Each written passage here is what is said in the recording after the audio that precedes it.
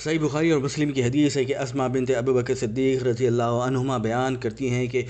رسول اللہ صلی اللہ علیہ وسلم نے ان سے فرمایا، مال کو روک روک کر نہ رکھو، کہیں یہ نہ ہو کہ تم سے بھی روک لیا جائے۔ ایک دوسری روایت میں ہے کہ آپ صلی اللہ علیہ وسلم نے فرمایا، خرچ کرو، گن گن کر نہ رکھو، کہیں یہ نہ ہو کہ اللہ بھی تمہیں گن گن کر دے، اور بچا بچا کر نہ رکھو، کہیں ایسا نہ ہو کہ اللہ بھی تم سے بچا بچا کر رکھنے لگے۔ آپ صلی اللہ علیہ وسلم نے اسماء بنت ابو بکر صدیق رضی اللہ عنہما کو حکم دیا کہ اللہ کی رضا کے لیے خرچ کرو، رزق ختم ہو جانے کے اندیشے کے تحت حساب کر کر کے نہ رکھو، اور اس کی وجہ سے خرچ کرنا ہی نہ چھوڑ دو۔ آپ صلی اللہ علیہ وسلم کے فرمان اللہ بھی تمہیں گن گن کر دے کا یہی مفہوم ہے۔ زائد مال کو فقیر سے نہ روکو، کہیں ایسا نہ ہو کہ پھر اللہ بھی تم سے اپنے فضل کو روک لے اور اس کا سلسلہ بند کر دے۔